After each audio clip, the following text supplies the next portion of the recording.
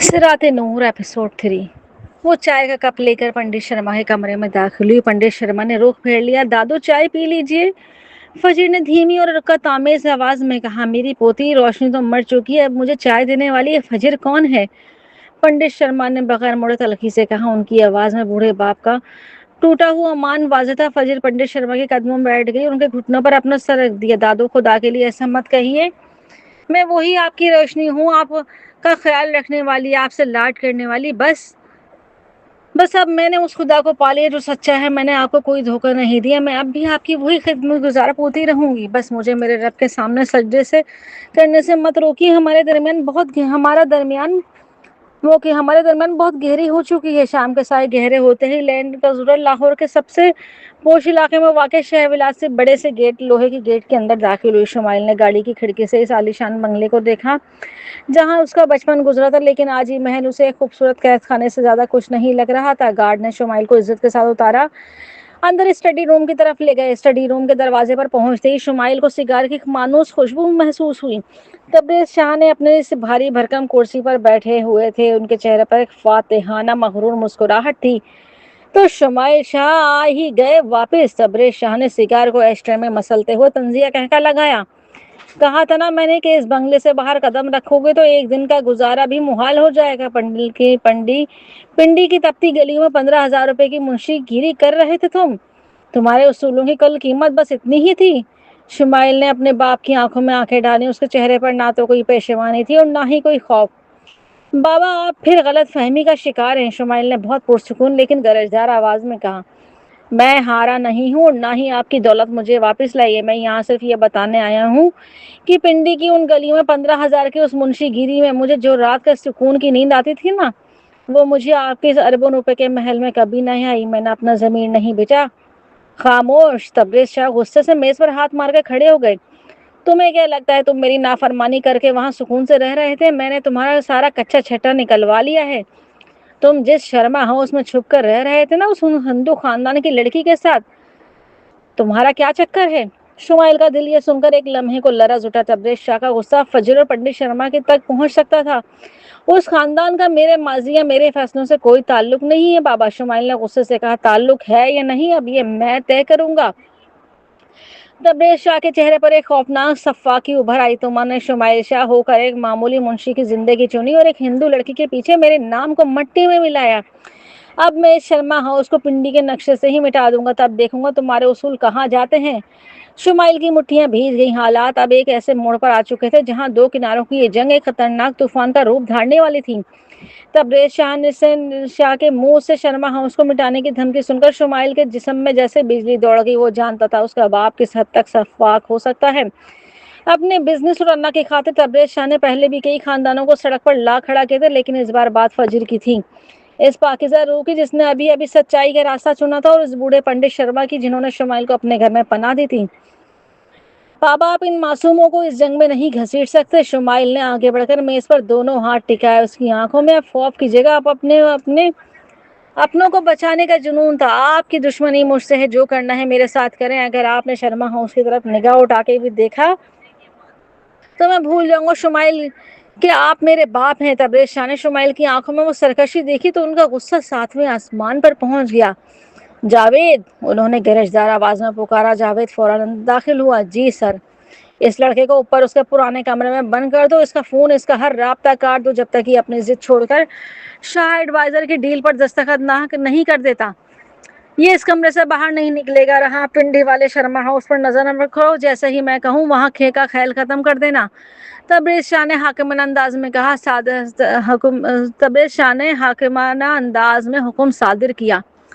आप ये नहीं कर सकते बाबा, अल्लाह मुझे देख रहा है, वो इनकी हिफाजत करेगा। शुमाइल को गार्ड पकड़कर सीढ़ियों की तरफ ले जाने लगे, लेकिन उसकी आवाज पूरे महल में गूंज रही थी। शुमाइल को उसके पुराने आलीशान कमरे में धकेलकर दरवाजा बाहर से लॉक कर दिया गया। शुमाइल ने तड़प कर दरवाजा पीटा, लेकिन बाहर सिर्फ भारी ताले की आवाज आई। वो बेबसी से फर्श पर बैठ गया। इस महल की आसाइशें उसके लिए जहन्नुम का नमूना बन चुकी थी। उसने अपने हाथ उठाए, रोते हुए अपने रब से फरियाद करने लगा। या अल्लाह मेरी जान ले ले, लेकिन फजर और पंडित शर्मा की हिफाजत फरमा, वो बेकसूर है। दूसरी तरफ پنڈی کی نور گنج میں رات 11:30 بج چکے تھے. شرما ہاؤس کے صحن میں لالٹین کی روشنی مدھم ہو رہی تھی. پنڈت شرما اپنے کمرے میں گہری اور بوجھل نیند سو رہے تھے، لیکن فجر کے مصلے پر اب بھی دعا کے لیے ہاتھ اٹھائے ہوئے تھے. اس نے اپنی عشاء کی نماز مکمل کی تھی، اگرچہ اسے ابھی بہت سی صورتیں یاد نہیں تھی، لیکن وہ سچے دل سے صرف اللہ کا نام لے کر اپنے دل کا حال بیان کر رہی تھی. شمائل کے اچانک غائب ہو جانے سے اس کا دل بہت اداس اور پریشان تھا. پچھلی رات سے شمائل کا کچھ پتہ نہیں تھا اور صدر بازار سے معلوم ہوا تھا کچھ بڑی گاڑیوں والے لوگ اسے لے گئے ہیں. فجر نے جیسے ہی سلام پھیرا، اسے اچانک گھر کے باہر گلی میں کسی گاڑی کے رکنے اور بھاری قدموں کی آہٹ سنائی دی. نورج گنج کی یہ گلی رات کو بالکل خاموش ہو جاتی تھی، اس لیے ہلکی سی آواز بھی واضح سنائی دے رہی تھی. فجر کا دل کسی اندیکھے خوف سے زور سے دھڑکا. اس نے جلدی سے جائے نماز سمیٹی، سر پہ دوپٹہ درست کیا اور کھڑکی کے پاس آ کر نیچے گلی میں جھانکنے لگی. گلی کے موڑ پر 2 مشکوک آدمی کھڑے تھے جن کے چہرے ڈھکے ہوئے تھے. ان کے ہاتھوں میں پیٹرول کی کین تھی. وہ دونوں شرما ہاؤس کے لکڑی کے پرانے دروازے کی طرف بڑھ رہے تھے. جلدی کرو، سیٹھ صاحب کا حکم ہے، گھر کو آگ لگا دو. اندر کون ہے کون نہیں ہمیں اس سے کوئی مطلب نہیں. ایک آدمی نے دھیمی مگر شفاف آواز میں دوسرے کو اسے کہا. فجر نے جب یہ الفاظ سنے تو اس کے پاؤں تلے زمین نکل گئی. تبریز شاہ کے کارندے شرما ہاؤس کو جلانے پہنچ چکے تھے. پنڈت شرما بوڑھے تھے اور گہری نیند میں تھے.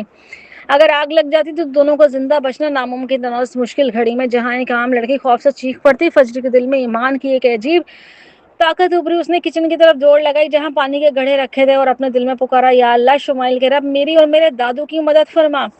نورجگنج کے اس سنسان رات میں خوف کے سائے شرما ہاؤس کی لکڑی کے پرانے دروازے تک پہنچ چکے تھے.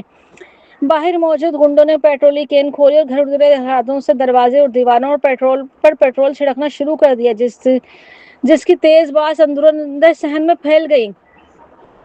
فجر کا پورا جسم لرز رہا تھا، لیکن اس کے قدموں میں ایک انوکھی ہمت تھی. وہ کچن کی طرف بھاگی اور پانی کی بالٹی بھرنے لگی. اس کا معصوم سا دل شمائل کے سکھائے ہوئے رب کے پکار رہا تھا، یا اللہ تو ہی مسبب الاسباب ہے، آج میری اور میرے بوڑھے دادو کی لاج رکھ لے. جیسے ہی باہر والے آدمی نے ماچس کی تیلی جلائی، اس دروازے کی طرف پھینک کر لکڑی کے سوکھے کوڑ میں ایک دم سے آگ پکڑ لی. دیکھتے ہی دیکھتے سرخ اور نارنجی لپیٹیں اوپر کی طرف اٹھنے لگیں. آگ آگ! فجر نے گلا پھاڑ کر چیخ ماری اور پانی کی بالٹی لے کر صحن کی طرف دوڑی. اس نے پوری طاقت سے پانی دروازے پر پھینکا، لیکن پیٹرول کی آگ اتنی آسانی سے بجھنے والی نہیں تھی. دھواں تیزی سے صحن میں پھیل رہا تھا، جس سے فجر کا دم گھٹنے لگا.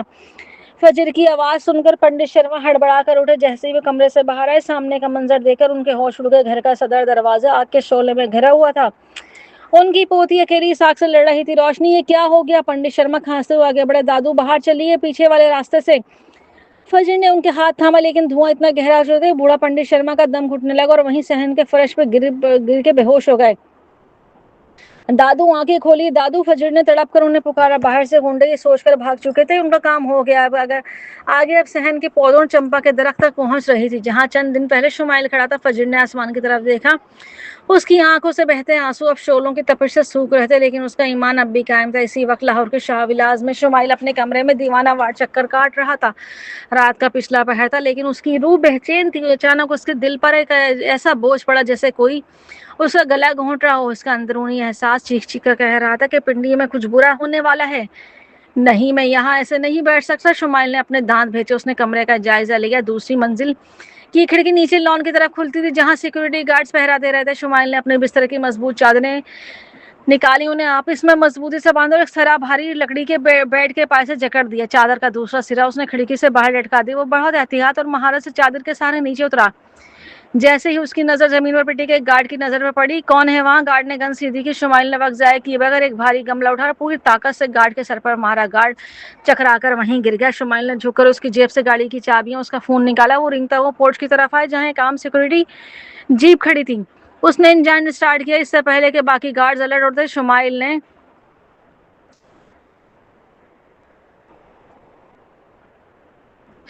جیپ کو شاہ ولاس کے بند گیٹ سے ٹکرا دیا. ایک زوردار دھماکے کے ساتھ لوہے کا گیٹ کھلا اور شمائل کی جیپ اندھیری سڑک پر گولی کی رفتار سے دوڑنے لگی. گاڑی چلاتے ہوئے شمائل نے گارڈ کے فون سے جاوید کا نمبر ڈائل کیا. جاوید اس وقت پنڈی کے ایک ہوٹل میں سو رہا تھا. فون اٹھتے ہی شمائل کی آواز زخمی شیر کی طرح گونجی. جاوید، اگر شرما ہاؤس یا فجر کو ایک خروش بھی آئی تو یاد رکھنا میں تبریز شاہ کا بیٹا ہوں، تمہاری نسلیں مٹا دوں گا. سچ بتاؤ، میرے باپ نے وہاں کیا کرنے کو کہا ہے؟ جاوید شمائل کی گرج سن کر گڑبڑا گیا. صاحب، بڑے صاحب نے وہاں آگ لگانے کا حکم دیا تھا. لڑکے نکل چکے ہیں. कमीनों, शुमाइल ने फोन गाड़ी के डैशबोर्ड पर मारा और एक्सीलेटर पर पैर दबा दिया। लाहौर से पिंडी का सफर जो चंद घंटों का था, शुमाइल इस वक्त मौत और जिंदगी के खेल खेलते हुए तय कर रहा था। उसकी आंखों के सामने सिर्फ फजर का मासूम चेहरा था और जबान पर सिर्फ एक ही दुआ, यार अब उन्हें बचा ले। इधर नूरगंज में शर्मा हाउस का अगला हिस्सा तकरीबन खाकस्तर हो चुका था और आग अब अंदरूनी कमरों की तरफ बढ़ी थी। फजर अब अपनी पूरी ताकत से बूढ़े पंडित शर्मा को घसीट कर सहन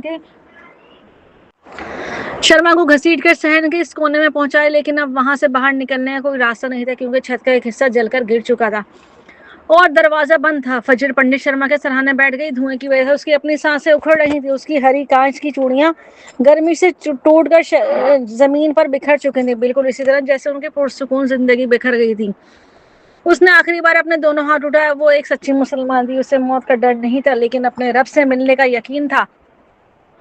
या अल्लाह, मैंने तेरे सच्चे दीन को कबूल किया। अगर मेरी जिंदगी बस इतनी ही है तो मुझे ईमान की हालत में उठाना और मेरे शुमाइल जी जहां भी हों उन्हें सलामत रखना। फजर ने मुस्कुराकर अपनी आंखें बंद कर ली और पंडित शर्मा के पास ही निढाल होकर गिर गई। शर्मा हाउस के शोले अब आसमान को छू रहे थे और दूर हाईवे पर शुमाइल की गाड़ी हेडलाइट्स और अंधेरे को चीरती हुई पिंडी की तरफ बढ़ रही थी। क्या शुमाइल वक्त पर पहुंच पाएगा या दोनों किनारे मिलने से पहले ही हमेशा के लिए राख हो जाएंगे? पिंडी में फजर की पहली किरण अभी नवादार में नहीं हुई थी कि नूरगंज की फिजा में धुआं और राख की बू फैल चुकी। महल्ले के लोग जो शोर सुनकर उठ जाग गए थे, बाल्टियां लेकर शर्मा हाउस की तरफ दौड़ आए थे। दरवाजा जलकर कोयला हो चुका था और अंदर जाने का रास्ता मलबे की वजह से बंद था। लोग बाहर खड़े बेबसी से चिल्ला रहे थे, पंडित शर्मा, रोशनी बेटी कोई है अंदर? अंदर सहन के आखिरी कोने में जहां चंपा का एक दरख्त आधा जल चुका था, फजर बेहोश पड़ी थी और उसके पास ही पंडित शर्मा भी निढाल थे। दोनों की सांसें उखड़ रही थी और मौत उनके बहुत करीब थी। अचानक गली के मोड़ पर एक चीखती हुई सिक्योरिटी जीप आई और जोरदार ब्रेक के साथ शर्मा हाउस के बाहर रुकी। गाड़ी का दरवाजा खुला, उसमें से शुमाइल बाहर निकला। उसका चेहरा गुस्से और खौफ और थकन से भयानक लग रहा था। कपड़े जगह जगह से फटे हुए थे और हाथ में लाहौर से आते हुए लगने वाले जख्मों के निशान थे। घर के सामने लगी आग और महल्ले का हुजूम देखकर शुमाइल का दिल जैसे सीने से बाहर आ गया। फजीर, पंडित शर्मा, शुमाइल पागलों की तरह जलते हुए मलबे की तरफ बढ़ा रहे। जवान, पागल हो गए हो क्या? अंदर मत जाओ, छत गिरने वाली। एक बूढ़े दुकानदार ने शुमाइल का हाथ पकड़कर रोकने की कोशिश की। छोड़ो मुझे, अंदर मेरी जिंदगी है। शुमाइल ने पूरी ताकत से उसे पीछे धकेला और अपने सर पर एक गीली चादर ओढ़कर उस जलते हुए जहन्नुम के अंदर कूद गया। अंदर का मंजर होलनाक था। धुएं के बादल इतने गहरे थे कि कुछ सुझाई नहीं दे रहा था। शुमाइल ने खांसते हुए अपने हाथ जमीन पर मारते हुए पुकारना शुरू किया, फजर, फजर, कहाँ हो तुम? अपने शुमाइल की आवाज सुनो। चंपा के गिरते हुए जलते पौधों के पास शुमाइल की नजर एक नीले दुपट्टे पे पड़ी। वो घुटनों के बल रेंगते हुए वहां पहुंचा। फजर फर्श पर बेहोश पड़ी थी। उसके चेहरे पर राख लगी थी और उसकी कलाइयों से टूटी हुई चूड़ियां कांच उसकी हाथों को जख्मी कर रही थी। पास ही पंडित शर्मा भी बेसुध थे। या अल्लाह, तेरा शुक्र। शुमाइल ने कांपते हाथों से फजर के चेहरे के छुआ। उसकी नब्ज बहुत धीमी थी लेकिन चल रही थी। शुमाइल ने वक्त जाया किए बगैर पहले पंडित शर्मा को अपने मजबूत कंधों पर उठाया, बाहर की तरफ दौड़ा। महल्ले वालों ने हैरत से और खुशी से पंडित शर्मा को संभाला। शुमाइल बगैर रोके दोबारा अंदर लपका। शोले मजीद भड़क चुके थे और लकड़ी का एक भारी शहतीर शुमाइल के कंधे पर आ गिरा। शुमाइल ने तड़प उठा। उसकी कमीज ने आग पकड़ ली, लेकिन उसने दर्द की परवाह नहीं की। वो फजर के पास पहुंचा, उसने बाहों में उठाया और जैसे ही वो बाहर की तरफ भागा, शर्मा हाउस के अंदरूनी कमरों की छत एक जोरदार धमाके के साथ नीचे गिरी। शुमाइल फजर को लेकर बाहर गली में आ गिरा। महल्ले वालों ने फौरन उन पर पानी डाला। शुमाइल ने हाफते हुए फजर को देखा, जिसने धीरे से अपनी आंखें खोली और शुमाइल को झुलसते हुए चेहरे को देखकर उसके होंठों से धीमी आवाज निकली, शुमाइल जी, आप आ गए।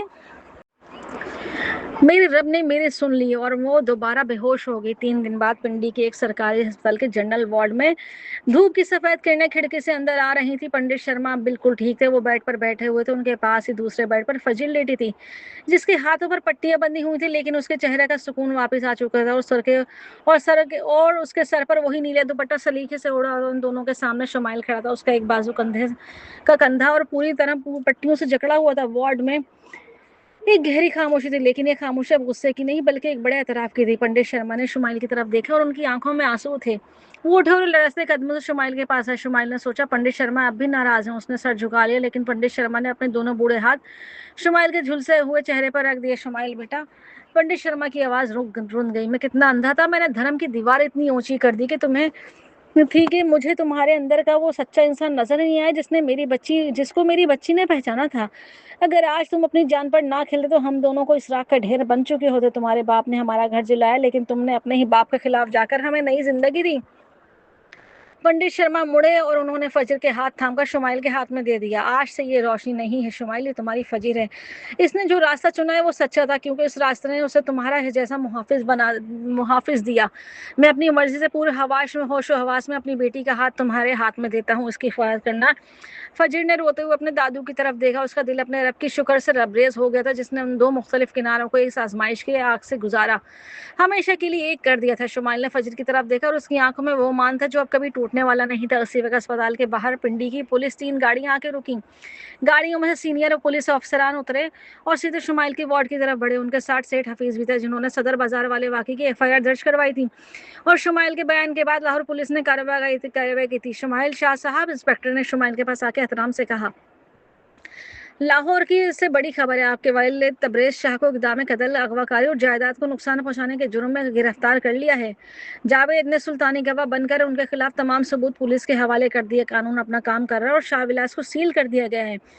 شمائل نے ایک گہرا سانس لیا۔ اسے اپنے باپ کا انجام پر دکھ تو تھا، لیکن وہ جانتا تھا کہ مکافات عمل کی لاٹھی بے آواز ہوتی ہے۔ جو گھڑا انہوں نے دوسروں کے لیے کھویا تھا وہ خود اس میں گر چکے تھے۔ شکریہ آفیسر، شمائل نے کہا۔ پولیس کے جانے کے بعد سیٹھ حفیظ آگے بڑھا اور شمائل کے کندھے پر ہاتھ رکھا۔ شمائل بیٹا، شرما ہاؤس تو جل گئے، لیکن میرا ایک خالی مکان صدر بازار کے قریب ہے، تم لوگ وہاں شفٹ ہو جاؤ۔ اب تم میرے منشی نہیں، میری دکان کے برابر کے حصے دار ہو۔ وارڈ میں موجود ہر شخص کے چہرے پر مسکراہٹ تھی۔ شمائل نے فجر کی طرف دیکھا اور فجر نے شمائل کی طرف۔ لاہور کی وہ چھوٹی عمارت وہ مغرور شاہ ولاس پیچھے چھوٹ چکے تھے۔ اب ان کے سامنے ایک نئی زندگی تھی۔ اب ایک مڈل کلاس دکان، ایک چھوٹا سا گھر، لیکن اس گھر میں اب 2 کنارے الگ نہیں تھے۔ وہ محبت، ایمان اور اصولوں کے ایک ہی سمندر میں مل کر ایک ہو چکے تھے۔ 2 سال بعد پنڈی کے مضافات میں نور گنج کی اس پرانی گلی کے موڑ پر جہاں کبھی راکھ اور دھواں پھیلا تھا، اب ایک نیا اور خوبصورت 2 منزلہ مکان کھڑا ہے۔ مکان کی طرز تعمیر اگرچہ جدید تھا، لیکن اس کے صدر دروازے پر تانبے کے وہی پرانے چمکتی نئی ہوئی نیم پلیٹ لگی تھی جس پر اب 2 نام کنندہ تھے، شرما ہاؤس اور شمائل ولا۔ گھر کے باہر کا سبزہ زار چمپا کے نئے پودوں اور گلاب کے پھولوں سے مہک رہا تھا۔ مئی کی خوشگوار شام تھی اور ڈھلتے ہوئے سورج کی روشنی کی کرنیں گھر کے صحن میں بکھری ہوئی تھی۔ صحن میں لکڑی کی اس پرانی اور آرام دہ کرسی پر پنڈت شرما بیٹھے تھے۔ ان کے سفید بالوں میں چاندی کی طرح چمک رہے تھے اور چہرے پر عمر بھر کی مسافت کے بعد ملنے والا ایک گہرا سکون تھا۔ ان کی گود میں 1.5 سالہ خوبصورت سا بچہ بیٹھا تھا جس کی بڑی بڑی متجسس آنکھیں بالکل اس کی ماں جیسی تھیں۔ پنڈت شرما محبت سے اس کے چھوٹے چھوٹے ہاتھوں کو چوم رہے تھے، اس سے کوئی پرانی کہانی سنا رہے تھے۔ اسی دوران شمائل سفید شلوار قمیض پہنے ہاتھ میں ایک بڑا سفری بیگ لی گھر میں داخل ہوئے۔ اس کے چہرے پر اب وہ 2 سال پہلے والی تھکن اضطراب نہیں تھا، بلکہ کامیاب اور مطمئن بزنس مین کا وقار تھا۔ سیٹھ حفیظ کے ساتھ شراکت داری رنگ لائی تھی اور شمائل نے اپنی محنت اور ایمانداری سے پنڈی کے ہول سیل بزنس میں اپنا ایک بڑا نام بنا لیا تھا۔ اب وہ ایک شمائل شاہ نہیں تھا، بلکہ صرف شمائل تھا جس کی پہچان اس کے اپنے اصول تھے۔ السلام علیکم پنڈت شرما، شمائل نے آگے بڑھ کر پنڈت شرما کے گھٹنوں کو چھو اور بچے کو گود میں اٹھا لے گیا۔ ایسا ہے میرا شیر، دادو کو زیادہ تنگ تو نہیں کیا؟ وعلیکم السلام شمائل بیٹا۔ پنڈت شرما نے مسکرا کر سر پہ ہاتھ پھیرا رہے، نہیں ہے تو بالکل اپنے باپ پر گیا ہے، بہت سلجھا ہوا اور صابر ہے۔ اسی وقت کچن سے لکڑی کا دروازہ کھلا، وہاں سے فجر باہر آئی۔ اس نے ہلکے سبز رنگ کا خوبصورت سوتی سوٹ پہن رکھا تھا، سر پہ دوپٹہ روایتی سلیقے سے جما ہوا تھا۔ اس کی کلائیوں میں کانچ کی ہری چوڑیاں دھیمی آواز میں کھنک رہی تھی۔ اس کے چہرے پر ایمان کا وہ نور اب پہلے سے بھی زیادہ اور دلکش تھا۔ اس کے ہاتھ میں چائے کی ٹرے تھی۔ آپ آ گئے شمائل جی؟ فجر نے چائے کو میز پہ رکھتے ہوئے محبت سے شمائل کو دیکھا۔ اس کی آنکھوں میں شمائل کے لیے وہی پرانا مان اور عقیدت تھی۔ ہاں فجر، اور آج ایک بہت بڑی خوشخبری لائے ہوں۔ شمائل نے بچے کو فجری گود میں دیتے ہوئے اپنے بیگ سے ایک لفافہ نکالا اور پنڈت شرما کے سامنے رکھ دیا۔ یہ کیا ہے؟ پنڈت شرما نے اینک درست کرتے ہوئے کہا۔ پنڈت شرما، یہ لاہور کی اس زمین کے مالکانہ حقوق کے کاغذات ہیں جسے میرے والد نے غریب خاندان سے چھینا تھا۔ شاہ ولاس کے سیل ہونے کے بعد اور عدالت کے فیصلے کے بعد میں نے وہ زمین قانونی طور پر واپس خرید لی اور آج وہ زمین میں نے اسی غریب خاندان کے نام منتقل کر دی۔ شمائل کی آواز میں اپنی زمین کی سب سے بڑی فتح کا احساس تھا۔ آج میرا دل سے وہ آخری بوجھ بھی اتر گیا۔ بابا کی ہوئی غلطی کا کفارہ اب پورا ہو چکا ہے۔ پنڈت شرما کی آنکھیں نم ہو گئی، انہوں نے شمائل کے ہاتھ تھام لیے۔ شمائل، تم نے ثابت کر دیا انسان اپنے خاندان سے نہیں اپنے کردار سے بڑا ہوتا ہے۔ مجھے فخر ہے فجر تم میری بیٹی کے محافظ ہو۔ مغرب کی اذان کی روح پرور آواز فضا میں گونجنے لگی، گلی کے مسجد سے آنے والی اللہ اکبر کی پکار نے شرما اس کے صحن کو ایک عجیب سے غریب تقدس میں لپیٹ دیا۔ فجر نے جلدی سے اپنا دوپٹہ درست کیا اور کچن کی طرف بڑھی تاکہ نماز کے لیے وضو کر سکے۔ شمائل نے مصلی اٹھایا، سڑی کی طرف بڑھنے لگا۔ پنڈت شرما نے خاموشی سے اپنے ہاتھ جوڑ لیے۔ ان کا اپنا دھرم جو بھی تھا، لیکن اس گھر میں گونجنے والی اذان اور سجدوں کے لیے ان کے دل میں اب سے زیادہ احترام تھا۔ فجر نے سیڑھیاں چڑھتے ہوئے شمائل کو دیکھا، شمائل نے مڑ کر فجر کو۔ وہ دونوں جانتے تھے زندگی کا سفر کتنا ہی کٹھن کیوں نہ ہو، لیکن جو دو کنارے سچائی، ایمان اور سچی محبت کی دھارے پر ملتے ہیں تو وقت کی بے رحم موجیں بھی ان کا کچھ نہیں بگاڑ سکتی۔ وہ دونوں اب الگ نہیں تھے، وہ ایک ہو چکے تھے ہمیشہ ہمیشہ کے لیے۔